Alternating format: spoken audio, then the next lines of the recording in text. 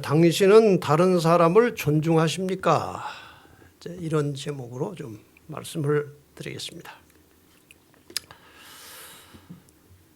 마태복음 7장 1절과 2절에 보면 우리가 잘 알고 많이 듣고 읽던 말씀이 있습니다. 비판을 받지 아니하려거든 비판하지 말라. 너희의 비판하는 그 비판으로 너희가 비판을 받을 것이요 너희의 헤아리는 그 헤아림으로 너희가 헤아림을 받을 것이니라. 이 두 말씀이 거의 비슷한 것입니다. 근데 우리가 비판하지 말라, 비판으로 너희가 비판을 받는다 이런 말씀을 잘 이해가 되는데 너희의 헤아리는 그 헤아림으로 헤아림을 받을 것이다. 이것은 사실 굉장히 중요한 말씀인데 그냥 잘 넘어가는 말씀이에요. 오늘 제가 그 부분에 가서 이 말씀을 좀 설명을 드리려고 합니다. 우리 인간의 삶에 세 가지 측면이 있습니다. 육체적인 면이 있고 이것은 이제 자식 낳고 먹고 살아가는 것입니다. 일상생활의 문제예요. 그다음에 정신적인 면이 있는데 이것은 이제 다른 사람과의 관계에서 일어나는 마음의 어떤 움직임 혹은 도덕성 이런 것들을 말합니다. 그리고 영적인 측면이 있는데 이것은 하나님과의 관계에서 이루어지는 구원, 영생 이런 측면을 말하고 있습니다. 인간의 이 세 가지 측면이 늘 종합적으로 작동을 하는 것이죠. 이 세 가지 측면에 대해서 성경에서 가르친 핵심은 이것입니다. 이 먹고 사는 육체적인 문제는 사실 자기와 관련된 것입니다. 자기, 자신이. 여기에 대해서 예수님께서 하신 말씀은 무엇을 먹을까, 무엇을 마실까, 무엇을 입을까 하지 말라. 그런 염려하지 말라는 거예요. 왜? 들의 그 새도 풀도 하나님이 다 먹이시고 입히시는데 그것들보다는 훨씬 귀한 너희를 하나님께서 그냥 방치하시겠느냐. 그러니까 먼저 그의 나라와 의를 구하라. 하나님의 뜻에 충실하고 순종하라. 그럼 내가 다 해결해 주겠다. 그 말씀이에요. 그 다음에 이 정신적인 분야, 정신적인 측면은 주로 타인, 다른 사람과의 관계에서 오는 것입니다. 여기에 대해서 예수님께서 다시 마태복음 7장 12절에 남에게 대접을 받고자 하는 대로 너희도 남을 대접하라 그랬어요. 사람은 다 이게 자기중심입니다. 이렇게 뭐를 받으려고 하는 본능이 있어요. 그런데 그렇게 대접을 받고 싶다면 똑같이 남에게 대접하라는 것이 이게 원칙이에요. 이게 성경의 가르침이에요. 그 다음에 하나님과의 관계의 영적인 분야에 대해서는 뭐 여러 말씀들이 많지만 단적으로 하시는 말씀은 너희가 나를 사랑하라는 거예요. 하나님을 사랑하고 그 사랑하는 마음으로 그분의 말씀, 계명을 지키면 내가 천대까지 은혜를 베풀겠다 이것입니다. 우리가 이 신약 성경과 그 속에 나타난 예수님의 가르침들을 보면 대체로 내용이 무엇인가 하면은 다른 사람과의 관계를 어떻게 유지하고 관리할 것인지를 상당히 세부적으로 설명하고 있습니다. 더 나아가서 신앙인으로서 어떻게 살아야 되는지, 신앙인들은 다른 사람과 어떤 관계를 가지고 어떻게 관리를 하고 살아야 될지를 상세하게 설명하고 있습니다. 성경의 대부분 지금 신약 성경에 이런 내용들이에요. 근데 그 모든 내용을 종합해 보면 주제는 두 가지입니다. 생명을 존중하라는 것이고 사람을 존중하라는 거예요. 생명은 내 것이 아니고 우리 것이 아니고 하나님의 것입니다. 그래서 하나님이 주신 생명을 잘 보존하고 관리하라. 생명을 존중하라는 것이고 또 하나는 똑같은 생명을 가지고 함께 살아가는 다른 사람들을 귀하게 여기고 존중하라는 거예요. 이것이 성경의 가르침이에요. 그래서 예수님께서 이 땅에 오셔서 하신 많은 일 가운데 인간 존중에 관련된 그분의 가르침과 모본을 몇 가지만 좀 예를 들어보겠습니다. 예수님께서는 사람을 어떻게 대하셨는가 하는 거예요. 누구처럼 생겼습니까? 잘 모르지만 제목을 보니까 베드로예요. 누가 베드로라고 저렇게 그려놓은 것입니다. 예수님께서 베드로를 어떻게 대하셨는지 우리가 잘 알고 있습니다. 한번 다시 확인해 보겠습니다. 마태복음 26장 31절부터 보면은 예수님께서 제자들에게 너희가 다 나를 버릴 것이다 그랬어요. 그랬더니 성급한 베드로가 뭐라고 그랬습니까? 다 주를 버릴지라도, 이 말은 뭐예요? 이 11명이 다 버려도 저는 언제든지 버리지 않겠습니다. 아주 자신만만하게 대답을 했어요. 예수님께서 그 뒤에 무슨 일을 할 건지 다 아십니다. 3번 부인할 거, 도망갈 거 다 아셔요. 실제로 베드로는 예수님께서 이제 재판 받으실 때 그 뜰에서 이렇게 불 쬐다가 한 여자 아이의 그 자극, 당신 그 같은 파 아니요? 그런 말에 질려가지고 3번씩 예수를 부인하고 저주했던 쓰라린 경험을 가졌습니다. 그가 그 뒤에 가서 얼마나 통렬하게 회개했는지 여러분이 아시죠? 이때 베드로는 기가 다 죽었어요. 내가 이런 인간이구나. 예수님께서 마침내 십자가에 돌아가시고 부활하셔서 제자들이 다 이제 옛날 자기 그 하던 직업으로 고기 잡는 직업으로 다 돌아가 있었어요. 그들이 모여 있는 한 곳에 예수님께서 나타나신 것입니다. 쭉 둘러 앉았는데 예수님께서 이제 대화를 하시는 거예요, 제자들하고.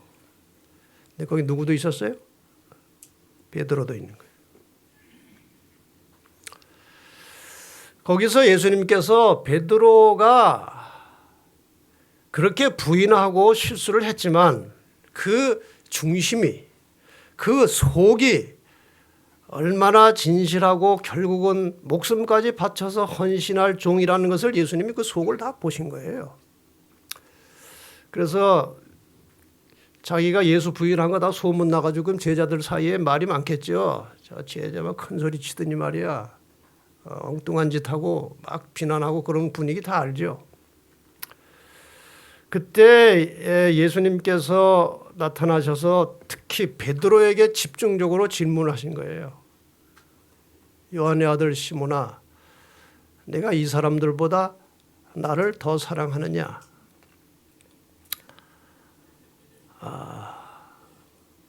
다 버릴지라도 나는 언제든지 버리지 않겠다고 했던 제자인데 큰 낭패를 본 것입니다. 여기서 예수님께서 묻습니다. 내가 이 사람들보다, 여기 다른 같이 앉아있는 제자들보다 나를 더 사랑하느냐? 옛날 같으면 뭐라고 대답했을까요? 예수님 그걸 말씀이라고 하십니까? 그 몰라서 물으십니까? 아마 큰 소리 쳤을 것입니다. 근데 이미 베드로는 기가 다 죽은 사람이에요. 맥없이 대답했을 것입니다.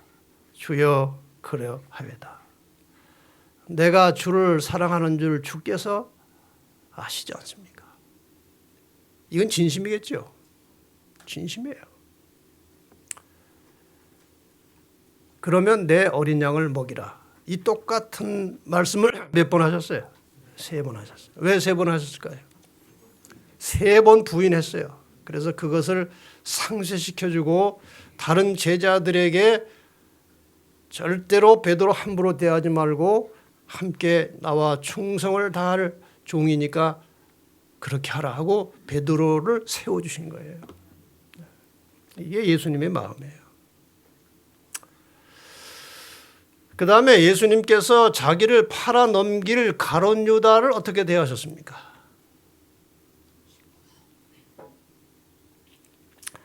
가룟 유다가 예수님의 제자가 되겠다고 자원해서 왔을 때에 예수님은 그가 어떤 사람이고 앞으로 무슨 일을 할 것인지 다 아셨어요. 우리라면 어떻게 했을까요? 그래도 막말은 안 하고 그저 뭐 뜻은 좋습니다만은 부회니까 여기서 일할 만한 분은 아니고 더 훌륭한 일을 할 분 같은데 뭐 안 오시는 게 좋겠습니다. 이렇게 했을 거예요. 예수님은 다 아시면서도 그의 겉모양은 그럴듯하게 보였고 남들이 꽤 이렇게 흠모할 만한 풍채를 가졌지만 속마음이 매우 교활하고 교만하고 야심이 있고 장차 예수님을 팔아넘길 사람이라는 사실을 다 아셨습니다. 그러나 예수님은 그를 존중하여 제자로 받아주시고 마지막 순간까지 그에게 무슨 원망하는 말씀이나 나무라는 말씀 하지 않으시고 끝까지 온유하게 대해주셨습니다. 예수님은 어떤 상황에서도 어떤 사람을 대할지라도 늘 사람을 존중하시고 그 사람을 소중한 존재로 대하시는 분이십니다.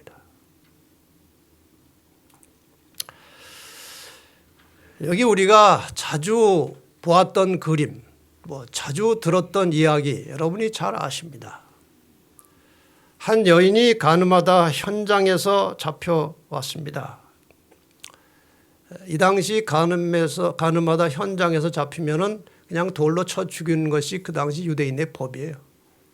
아주 이것은 끔찍한 일을 한 것입니다. 그런데 이 폭도들과 예수님께서 대치를 하시는 거예요. 가늠한 여자를 앞에 두고 그를 보호하기 위해서 이 폭도들과 대치해서 투쟁하고 계시는 예수님의 모습을 잘 보시기 바랍니다. 이 당시에 이런 가늠한 여자를 두둔하고 보호하는 것은 아주 위험하고 무모한 일이었습니다. 잘못하면 사회적으로 매장당할지도 모르는 아주 어리석은 행위였습니다. 그런 여자 편을 들어주는 것은. 그러나 예수님은 그 불쌍한 여인을 아주 소중한 존재로 보시고 그를 보호하고 계시는 것입니다. 그 한 영혼의 가치를 예수님께서는 자신의 가치와 동일하게 보시고 존중해 주시고 사랑하셨습니다. 그래서 이런저런 절차를 통해서 예수님께서는 사람들이 저절로 다 도망가 버렸어요. 자기 죄가 있으니까. 예수께서 일어나사 여자 외에 아무도 없는 것을 보시고 이르시되 여자여 너를 고소하던 그들이 어디 있느냐 너를 정죄한 자가 없느냐. 눈을 들어보니까 아무도 없어요. 살기 등등해서 자기를 돌로 쳐 죽이려고 몰려왔던 폭도들이 다 도망가고 아무도 없어요. 주여 없나이다. 예수께서 가라사대 나도 너를 정죄하지 아니하노니 가서 다시는 죄를 범치 말라. 이게 주님의 마음이에요. 이게 예수님께서 사람을 소중하게 여기시고 한 영혼을 존중하시는 예수님의 모습이에요.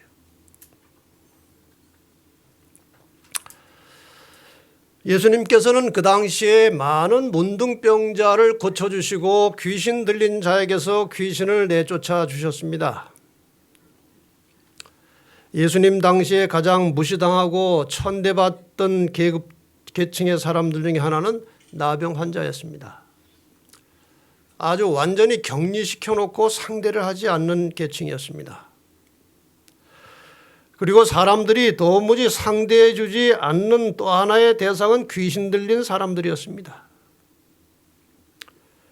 예수님께서는 그런 사람들, 천대받고 멸시받고 격리되고 사람이 상대하지 않는 사람들과 접촉해서 그들을 치료해 주시고 그들을 존중히 여겨 주셨습니다. 우리가 아무리 부족하고 아무리 미천하고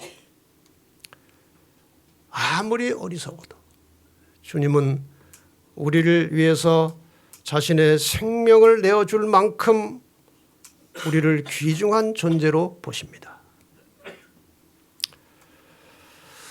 여러분, 자기 자식이 아무리 못생겼어도 자기가 그것을 알면서도 남들이 예쁘다고 하면은 굉장히 좋아합니다. 그렇죠. 그런데 진짜 좀 못생겼다고 해서 남들이 못났다고 하면은 아주 기분 나쁜 거예요. 여러분 그런 경우에 적절한 말, 예쁘다고 하려니까 상대방 조금 뭐 이렇게 저거 하는 거 비웃는 것 같고 해서 그때 적절한 말이 뭔지 아세요? 개성 있게 생겼다고. 네. 그거 안 좋게 말하면 아주 싫어해요, 부모들이. 저 왜 예를 드는가 하면은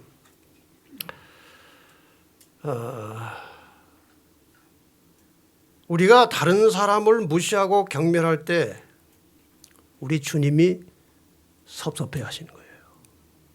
주님이 피를 주고 산 영혼이에요.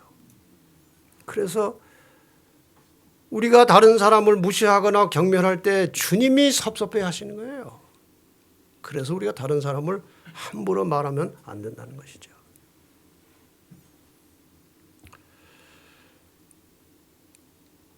여기에 이 그림을 여러분이 보시면 무슨 그림인지 아시죠?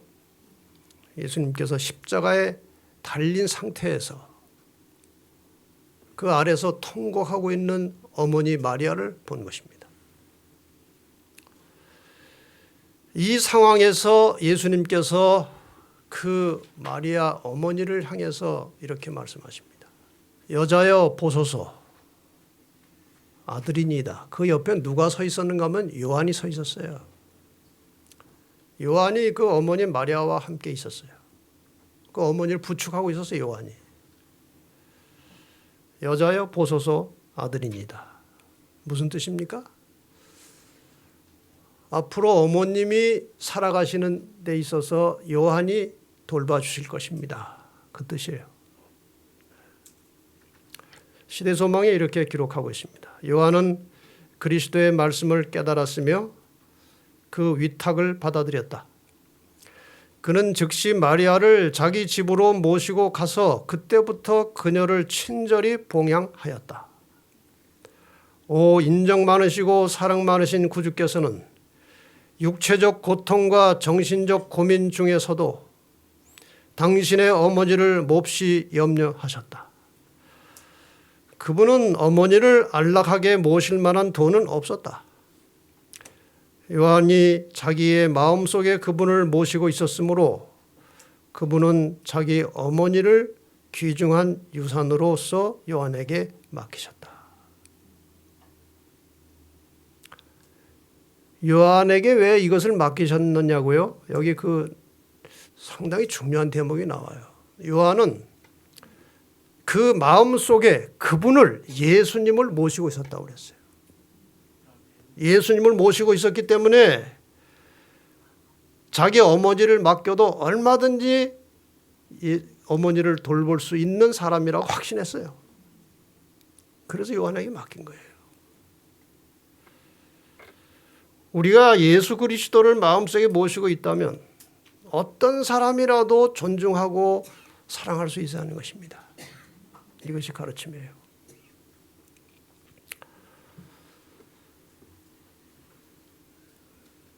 이른 양의 비유는 제가 지난 시간에 말씀을 드렸던 것이지만 한 영혼의 가치가 얼만큼 소중한지를 우리에게 적절하게 가르쳐주고 있습니다.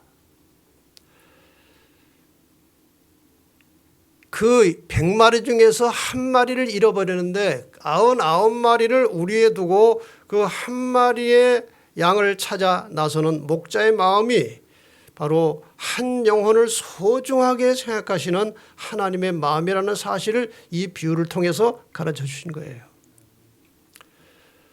그 하나를 찾았을 때 얼마나 기뻤는지요. 벗과 이웃을 불러 모으고 말하되 나와 함께 즐기자.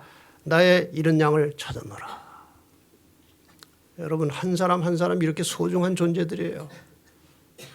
주님께 돌아올 때 주님은 너무나 기뻐하시는 것입니다. 이 잃은 양의 비유는 예수께서 한 영혼을 매우 귀하게 보시고 구원하신다는 교훈과 함께 우리가 함께 살아가는 모든 사람들을 귀하게 여기고 존중해야 함을 가르치고 있습니다. 여러분, 여기 이른 양의 비유를 들으실 때 이것이 나라고 생각하셔도 좋습니다. 내가 하나가 회개하고 돌아오면 그렇게 하나님이 기뻐하신다는 거예요. 동시에 다른 사람도 이른 양입니다.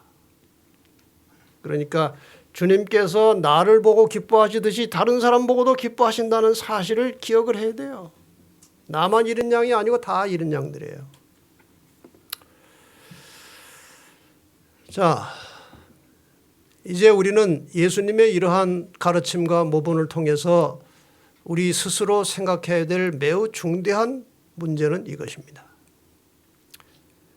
지금 내 곁에 있는 사람들, 나는 그들을 존중하고 있는가 하는 거예요. 나는 그들을 존중하고 있는가.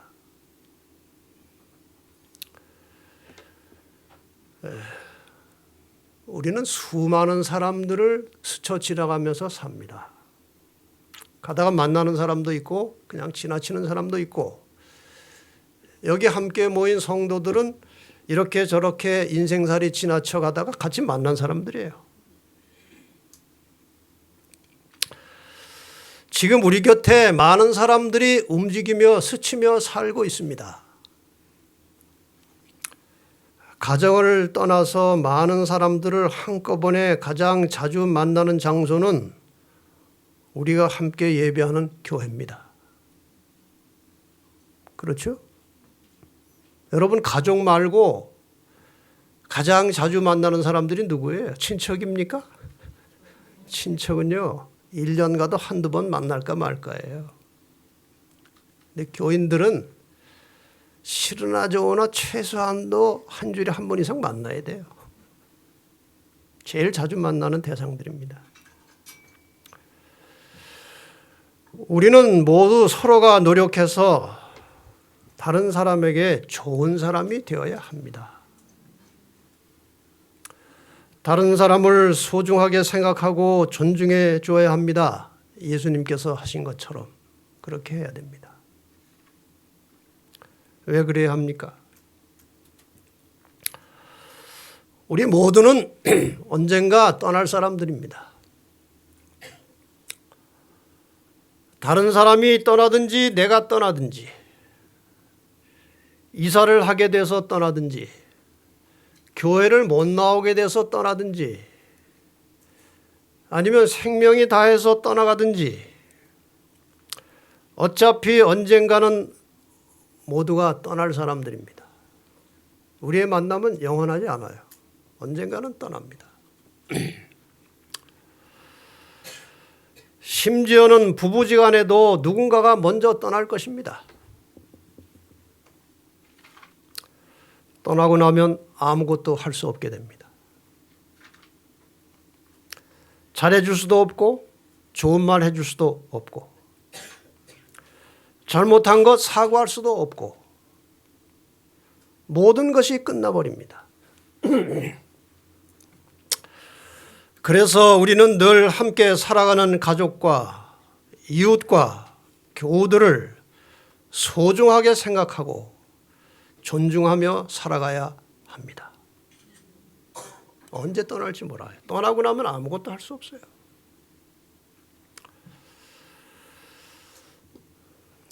여기 유명한 톨스토이라고 하는 사람이, 그의 문서들을 제가 이것저것 살펴보면은 노년에 굉장히 깊은 신앙심을 가졌던 사람 같아요.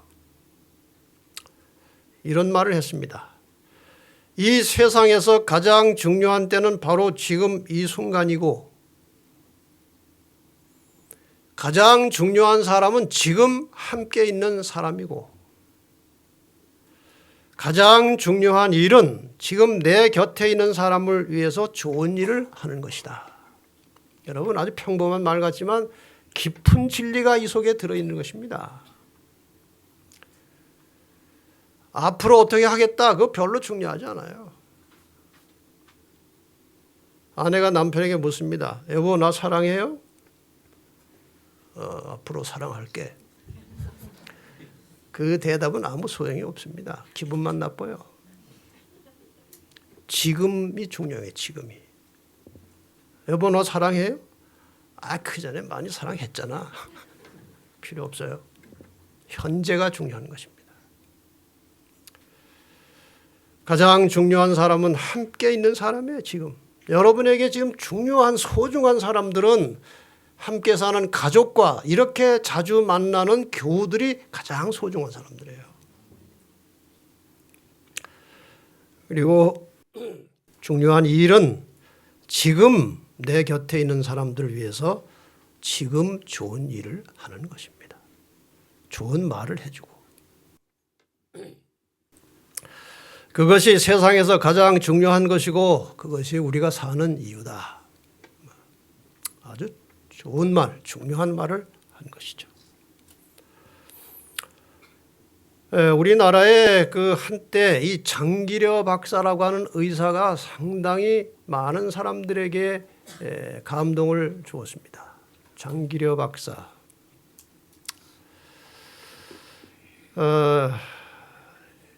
이 사람은 일본에서 의대 공부를 하고 김일성 대학에서 교수도 지냈어요.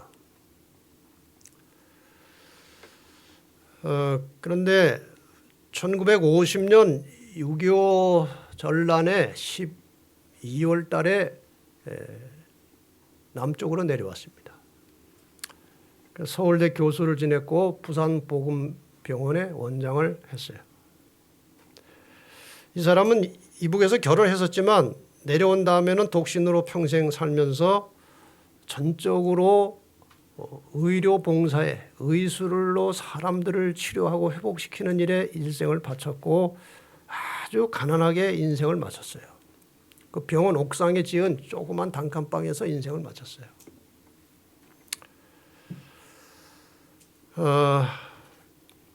이 사람에 대해서 별명이 많습니다. 한국의 슈바이처다, 예수 의사다, 뭐 이런 별명이 많아요.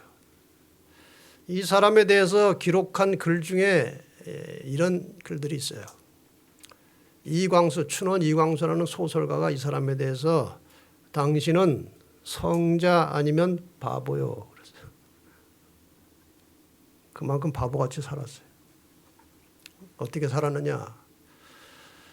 가난한 환자들이 치료를 받으러 오면 그리고 치료비가 없으면 자기의 월급으로 대납 처리하거나 그 돈이 아무리 적어도 가진 것만 받았다고 그래요. 근데 월급이 항상 이제 많이 가불이 돼가지고 월급 탈 것이 없던 달이 많았다고 그래요. 그럴 땐 또 어떻게 하느냐? 딱한 환자들이 밤에 도망갈 수 있도록 병원 뒷문을 열어주고 도망가라 그랬다. 이렇게 그야말로 인간을 존중하고 사랑하는 의사였어요.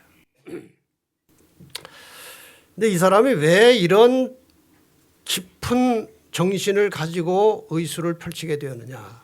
계기가 있다고 그래요.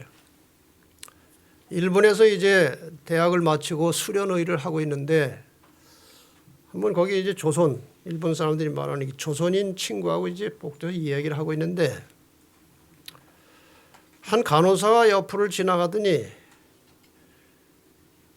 조선인은 더러워 이러고 지나간 거예요. 이게 이 장기려 박사의 마음을 굉장히 기분 나쁘게 만들었어요. 그래서 의사니까 아무리 일본 사람이라도 간호사니까 괴롭혔어요. 틈만 나면 괴롭혔어요. 그때 생각하고. 그러다가 기분 좀 나쁘면은 뺨도 때렸다고 그랬어요. 근데 그게 원인은 아니지만 결국 얼마 있다가 이 간호사가 시름시름 앓다가 죽었어요. 나중에 알고 보니까 그 더럽다고 한 것이 그 간호사가 지나갈 때에 이 친구가 아마 코를 풀었었나 봐요.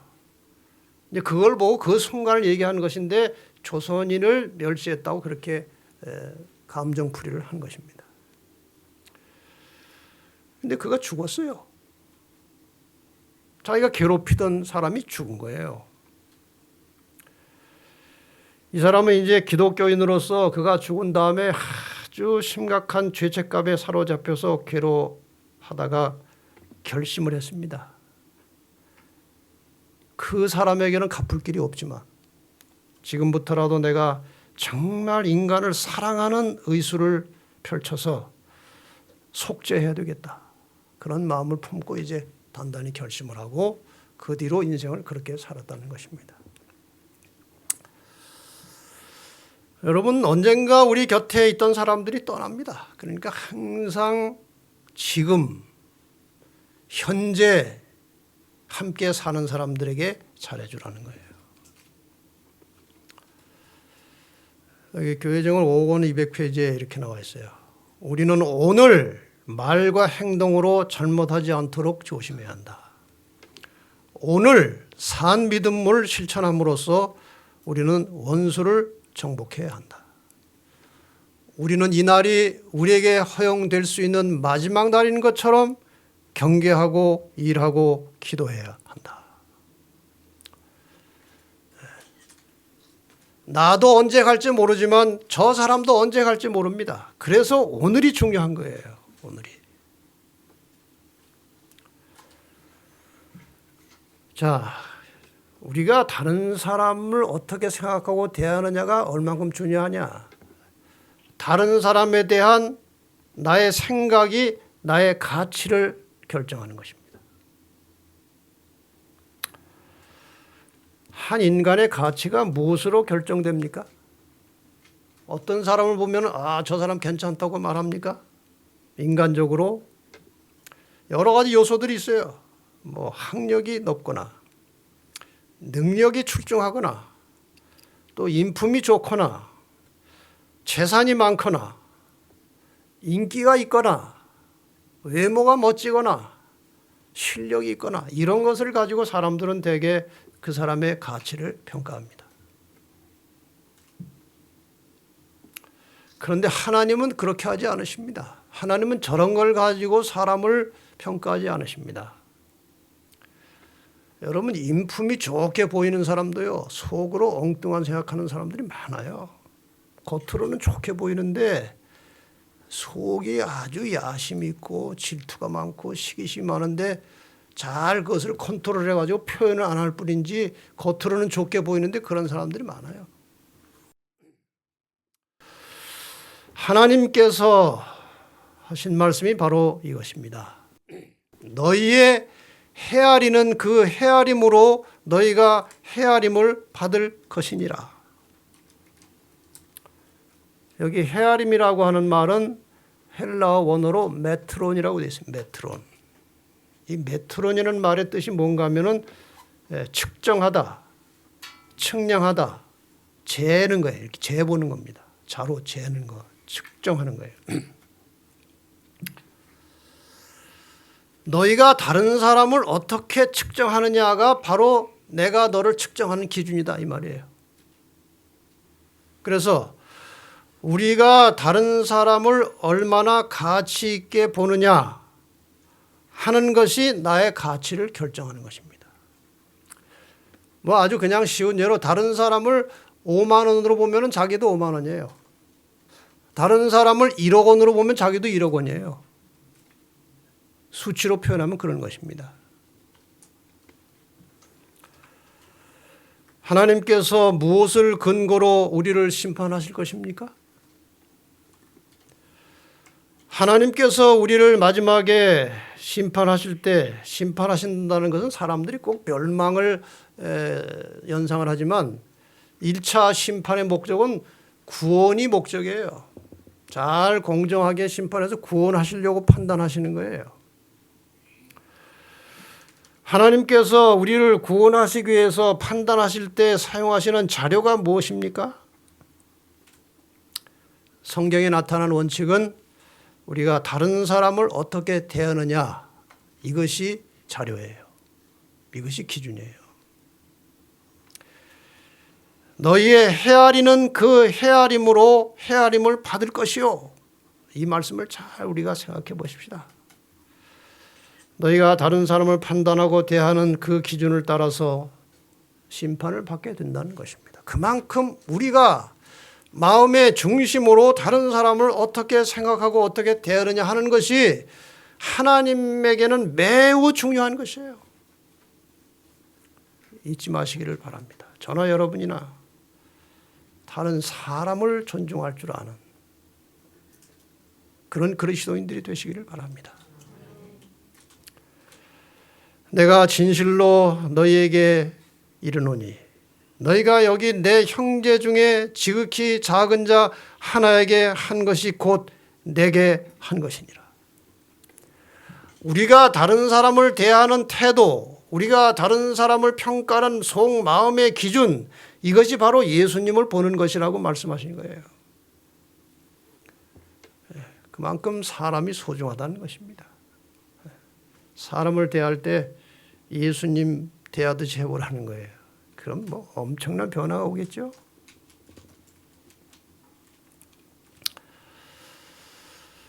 나와는 모양도 다르고 성격도 다르고 가치관도 다르고 성향도 다른 주변 사람들을 어떻게 생각하고 어떻게 대하며 살아가고 있느냐.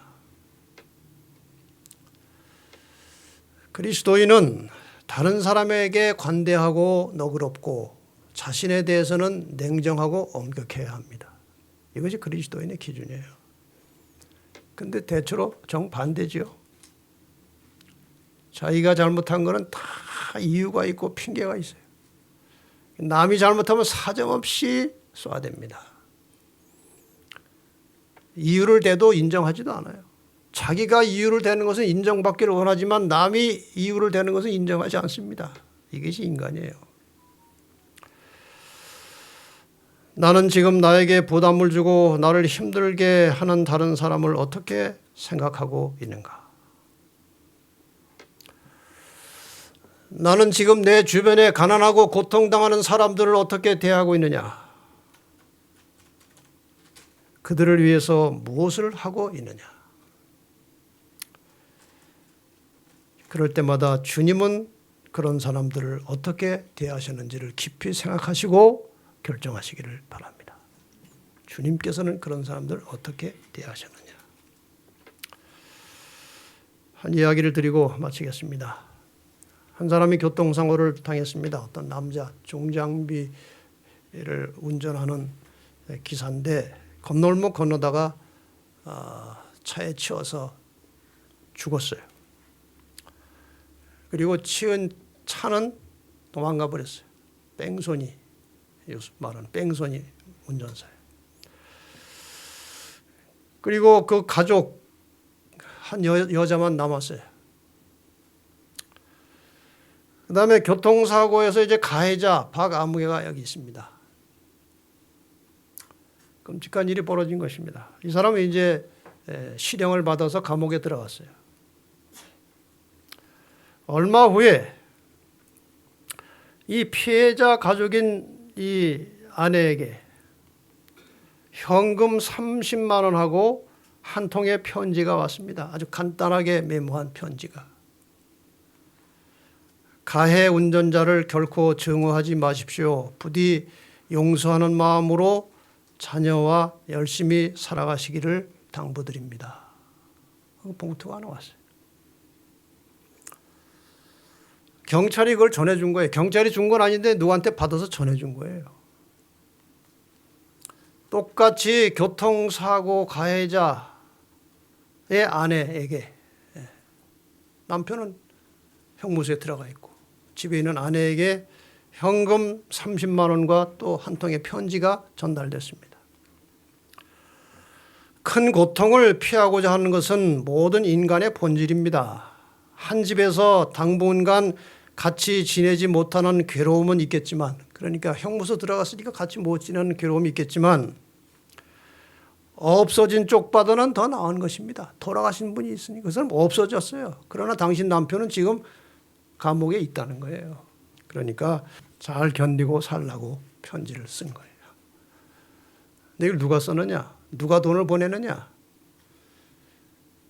뺑소니 운전사가 도망가는 걸 누가 뒤에 쫓아가서 그 사람을 잡았어요. 그 잡은 사람이 상장과 포상금 60만 원을 받았어요. 그것을 30만 원씩 나눠 가지고 편지와 함께 이 사람들에게 보낸 거예요.